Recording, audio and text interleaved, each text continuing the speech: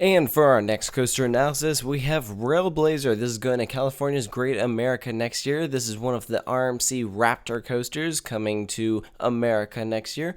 The other one being Wonder Woman Golden Lasso coaster going to Six Flags Fiesta Texas. And what's funny is people talk about how Fiesta Texas announced theirs early so that they could beat Great America to have the first Raptor track, and it looks like that probably ended up being true. Because correct me if I'm wrong, but this is going to be a mirror image of the one going to Fiesta Texas. If you look at them, they have pretty much the same layout, just kind of flipped a little. Instead of banking right into the drop, you bank left. So it's pretty darn similar, but we do have a few differences. One, the one going to California's Great America is not as ugly. If you watched my analysis of Wonder Woman Golden Lasso coaster, you'd notice how I really dislike the color scheme. This one, I like the colors. It's simple, kind of pleasing to the eye, not too bright or poppy or anything. And probably my favorite part about this edition is that there's theming. I mean, look at this. We have rock work. This is totally unexpected and it's awesome. For me, this will automatically make it better than Wonder Woman just because, theming. Sure, you have the Wonder Woman theme, but this one I think is going to be presented nicer. Yes, Wonder Woman will have that backdrop, which you can't beat. But I love how you're going to drop into a tunnel and kind of crisscross over some of this rock work. And the name Railblazer, I think it totally fits.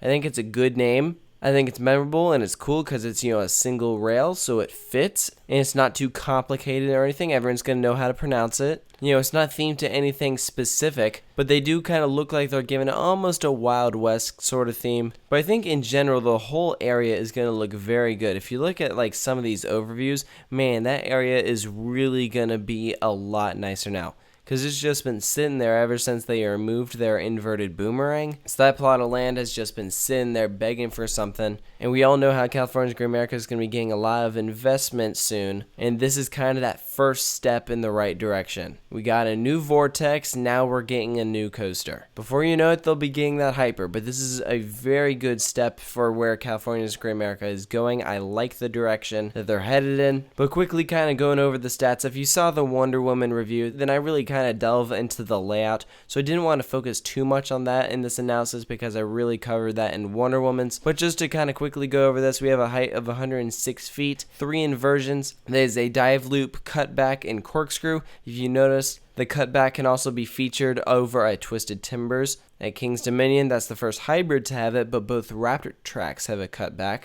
And then there's also a corkscrew. We have a top speed of 52 miles per hour, and this is a compact layout made up of 1,800 feet of track. So 52 miles per hour, it's not insanely fast, but because you're flying through these tight elements, it's going to feel like you're flying. There are 3 trains. Each train has 8 cars per train, and that's 1 person in each car. 1 person across. The track is that thin. Now here's what's interesting. From what I've heard, California's Great America's Railblazer will not have a continuous loading station like with what Wonder Woman will have. Correct me if I'm wrong, but that is at least what I've heard, or at least I've been led to assume that. So that's one difference that we can take note of. And finally, of course, we do have that main drop that is going to drop you at 90 degrees. So really starting things off with a bang. Overall, I think this is going to be a nice fit for the park. Again, the capacity isn't going to be too good, but in terms of attendance, California's Great America is kind of on the smaller side, but I do worry about when it opens, the lines are going to be really long. I just hope that they have really good crews on here that can dispatch this thing fast, but hopefully we'll be okay. I mean, it's tough to say at this point. Would T-Rex have been a better fit? I mean, yeah, probably, but I think the T-Rexes are also going to be much larger roller coasters. These are going to be compact.